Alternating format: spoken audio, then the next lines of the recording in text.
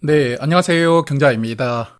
2024년을 마무리하면서 구독자 여러분들께 인사를 드렸던 게 바로 어제 같은데 이제 몇 시간 후면 2026년이 시작됩니다. 하루하루도 빨리 가지만 1년이라는 긴 시간도 참 빨리 지나가는 것 같고요. 자, 그래서 오늘은 2025년 공모주 시장을 가볍게 돌아보고 그리고 인사이트로 말씀드릴 부분도 마지막에 준비를 해두었으니까요. 가벼운 마음으로 한번 들어주시면 좋겠습니다. 2025년 올해의 공모주 시장을 하나의 문장으로 표현한다면 시작은 참 어려웠거든요. 미약하게 시작을 했지만 끝은 창대하게 마무리가 되었습니다. 그래서 연말까지 좋은 분위기가 잘 이어졌던 그러한 한 해라고 정리하고 싶습니다. 자, 그래서 첫 번째로는 일단 연초 상황을 조금 떠올려 볼 텐데요. 올해 1월 공모주 시장은 분위기가 상당히 암울하게 출발했거든요. 기관들이 수요 예측에는 적극적으로 참여한 종목들이 많았지만 확약은 거의 신청하지 않는 상태였고, 그리고 데이원 컴퍼니나 YG넛 같은 종목들은 기관들도 거의 외면하는 결과가 나왔습니다. 그러다 보니까 상장일의 수익률이 아주 처참하였는데 화면 보시는 6종목 중에 아스테라시스만 어느 정도 수익이 나왔고요. 나머지는 대부분 시초가가 마이너스 출발이었거든요. 그래서 사실 이 종목을 청약하고 상장할 때는 저는 수수를 받았다 보니까 방송을 조금 쉬고 있었는데 여하튼 공모주는 이제 끝났다 이렇게 생각하는 분들도 아마 많지 않았을까 생각합니다. 자, 그리고 문제의 종목이 이제 등장하거든요. 올해 공모주 중에 가장 사이즈가 크기도 했었고 또한 LG그룹 계열사였다 보니까 인기가 정말 많았던 종목입니다. 그래서 약 80만 명이 청약을 했었던 LG CNS가 올해 2월 초에 상장을 하게 되었습니다.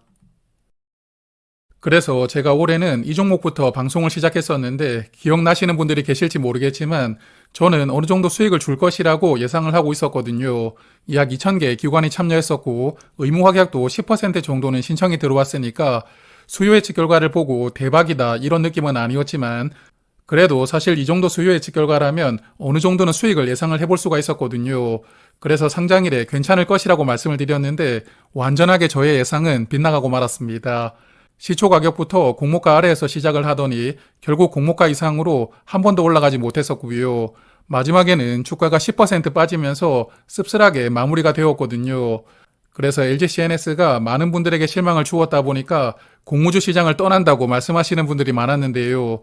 물론 그때 떠났다가 올해 하반기에 다시 복귀하신 분들도 아마 몇 분 계시리라 예상되는데 여하튼 저에게 올해 최악의 공모주를 하나만 뽑으라면 저는 LG CNS를 선택하고 싶을 정도로 저도 정말 크게 실망했던 종목입니다.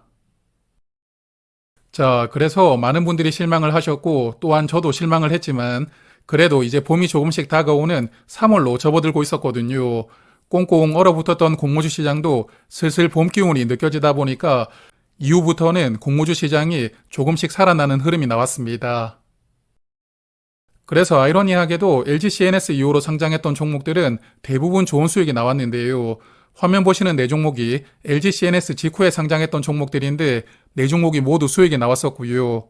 게다가 오름테라퓨틱과 동국생명과학은 대부분의 기관 투자자들이 외면했던 종목이었지만 그래도 상장일에 50% 이상 주가가 올라가는 괜찮은 시세가 나오더라고요. 그래서 이런 결과만 보아도 공모주 시장 분위기가 상장일에 얼마나 중요한 영향을 주는지 어느 정도는 이해를 할 수 있었다고 생각합니다. 자, 그래서 이렇게 분위기가 변하고 나서부터는 공모주 시장이 빠르게 안정을 찾아갔고요. 중간중간에 코스피로 상장했던 달바 글로벌이나 대한조선 같은 대형 공모주가 등장하기도 했었지만 수요 예측에서도 좋은 평가를 받았었고요. 상장일에도 어느 정도는 시세를 보여주었기 때문에 코스피로 상장하는 큰 종목들도 안정적인 흐름을 이어가는 좋은 분위기는 계속 이어졌습니다. 그래서 한동안 계속 좋은 흐름이 잘 이어져 왔는데 여름에 끝자락에 상장했던 그래피가 조금 실망을 주었거든요. 일단 수요 예측에서부터 완전히 외면을 받았었는데 그래도 이전까지 분위기가 괜찮았다 보니까 저도 균등만 청약을 했었거든요. 그렇지만 상장일에는 시초 가격부터 23% 하락해서 출발했고요. 결국 이후에도 공모가 근처로 전혀 올라오지 못하고 씁쓸하게 마무리가 되더라고요. 그래서 그래피는 제가 올해 공모주 중에서 유일하게 손절했던 종목입니다. 그래서 이 종목은 상장일에도 실망을 주었고 상장하고 나서도 한동안 주가가 크게 빠졌었거든요. 그런데 최근에 주가를 한번 찾아보니까 공모가를 회복하였습니다. 그러다 보니까 애완주로 그냥 가지고 계셨던 분들은 그래도 손해를 보지는 않으셨다고 생각을 하는데, 여하튼 저 개인적으로 올해 최악의 공모주를 뽑자면 1번은 LG CNS라고 생각하고요. 그리고 2번은 바로 이 종목 그래피를 선택하고 싶습니다. 자, 그리고 이제 9월부터는 올해 공모주 시장에 큰 변곡점이 있었는데요. 기관 투자자가 의무 보유를 확대하라는 새로운 제도가 시행이 되었고, 9월 이후에 상장했던 종목들은 기존과는 다르게 큰 변화가 생겼습니다. 그래서 다들 잘 아시겠지만 기관 투자자들은 확약을 적극적으로 신청하고 들어왔고요. 주관사에서도 확약을 신청한 기관들 중심으로 배정을 해주다 보니까 기관 투자자들이 상장일에는 거의 물량을 팔지 못하는 종목들이 다수 등장하게 되었거든요. 특히 이 화면 보시는 CMTX라던가 노타, 에임드 바이오는 기관 물량의 90% 이상이 의무 확약으로 묶였던 종목입니다. 그래서 기관 투자자들이 받았던 물량이 상장일에 많이 나오지 못하게 되니까 공모주 시장이 이때부터는 폭발적으로 뜨거워지기 시작합니다.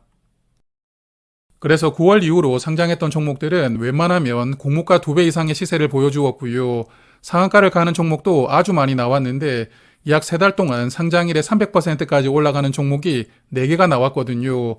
그 중에서 큐리오시스나 에임드 바이오, 알지노믹스는 시작부터 바로 상한가로 출발할 정도였거든요. 그래서 올해 4분기는 정말 역대급 공모주 시장이라고 말씀을 드릴 수 있을 정도로 아주 분위기가 대단했던 것 같습니다. 그리고 알지노믹스는 첫날에 상한가에 이어가지고 둘째 날에도 상한가, 셋째 날까지 상한가를 이어갔거든요. 그래서 22,500원이었던 공모가가 단숨에 7배를 넘겨버릴 정도로 큰 시세가 나왔던 종목입니다. 아마도 한국 IPO 역사 이래 단기간에 가장 빠르게 올라왔던 종목이 바로 알지노믹스라고 생각하고요. 종목 자체적으로도 큰 포텐셜을 가지고 등장했었지만 정말 시장이 뜨거웠던 타이밍에 상장을 했었다 보니까 이런 엄청난 결과가 나왔다고 생각하거든요. 그래서 내년에도 이런 종목이 또 등장할 수 있을지는 모르겠지만 여하튼 알지노믹스는 공모주 투자에 참여하는 분들에게는 크리스마스 선물이었다고 생각합니다. 자, 그래서 이렇게 올해 공모주 시장의 전체적인 흐름을 한번 돌아보았고요. 서두에서도 말씀을 드렸지만 시작은 미약하나 끝은 창대하게 올 한 해를 마무리할 수가 있었습니다. 그래서 올해 일반 공모주가 총 76개 상장했었는데 70개는 공모가 이상으로 출발하였고요. 그래서 올해는 시초가 기준으로 보면 92% 확률로 수익을 얻을 수가 있었던 한 해였습니다. 그리고 상장일에 가장 높은 가격, 즉 고가 기준으로 한번 살펴보았는데요. 고가가 공모가 이하였던 종목이 4개가 있었고 공모가 이상이었지만 50% 넘어가지 못하는 종목은 14개였습니다. 그리고 공모가 대비 50에서 100% 사이 올라갔던 종목이 18개로 24%를 차지하였고요. 그리고 공모가 대비 100에서 200% 사이가 25개 종목으로 가장 많더라고요. 그래서 전체 중에 33%를 차지하였기 때문에 올해 공모주의 약 3분의 1은 공모가 2배에서 3배 사이까지 주가가 올라갔다고 볼 수가 있겠고요. 그리고 공모가 3배를 넘어가는 종목이 총 15개가 있었는데 그 중에 상한가를 갔던 종목은 5개가 있었고 5개 중에 4개는 조금 전에도 보셨겠지만 올해 4분기에 상장했던 종목들입니다. 자, 그러면 올해도 마찬가지였지만 공모주 시장을 관통하는 2가지 인사이트를 한번 말씀을 드려볼 텐데요. 첫 번째는 수요 예측입니다. 수요 예측 결과는 여전히 상장일 시세에 영향을 크게 주고 있고요. 기관 참여 수가 2,000개가 넘느냐, 그리고 확약을 신청했던 기관이 많았던 종목은 상장일에 대부분 좋은 수익이 나왔거든요. 그래서 화면 보시는 것처럼 기관 참여 수가 저조했고 확약을 신청한 기관도 없었던 종목들은 대부분 상장일에 실망을 주었으니까요. 수요 예측 결과는 여전히 청약을 판단할 때 첫 번째로 고려해야 되는 지표라고 생각합니다. 그리고 분위기도 정말 중요한 부분입니다. 분위기가 좋으면 수요 예측이 조금 부진하더라도 수익을 주는 종목들이 제법 많았거든요. 그래서 오름테라퓨틱이나 동국생명과학 같은 종목들은 수요 예측에서 1,000개도 되지 않는 기관이 참여했었지만 그래도 상장일에 주가가 50% 이상 올라갔었고요. 그리고 최근에 상장했던 리브스메드의 경우에는 사실 공모주 시장 분위기가 절정인 상태에서 등장을 했었지만 그래도 수요 예측에서 기관 투자자들에게는 외면을 조금 받았던 종목이거든요. 그래서 사실 분위기가 좋지 않았을 때 상장했다면 저는 손해를 보여주었을 가능성도 충분히 있다고 생각하는데 그래도 분위기의 힘으로 상장일에 30% 가까이 주가가 올라갔으니까요. 수요 예측과 더불어서 분위기도 청약을 판단하는 중요한 요소라고 생각합니다. 그리고 상장일에 유통되는 물량이 많냐 적냐, 그리고 밸류는 합리적이냐, 그리고 시가총액이 조금 작게 상장하느냐, 이런 부분들도 상장일에 영향을 주는 포인트거든요. 그래서 청약을 판단하실 때는 수요 예측과 분위기를 가장 중요하게 생각을 하시고 나머지 부분들도 함께 보시면서 판단하신다면 내년에도 성공적인 공모주 투자를 잘 이어나갈 수가 있으리라고 저는 생각합니다. 자, 그래서 오늘은 2025년 공모주 시장을 간단하게 돌아보았는데요. 올해 연말까지 분위기가 좋았던 만큼 내년에도 좋은 분위기가 잘 이어지길 바라보도록 하고요. 그리고 저는 내년에도 방송을 열심히 이어갈 테니까 2026년에도 잘 부탁드리도록 하겠습니다. 자, 그러면 구독자 여러분들 새해 복 많이 받으시고요.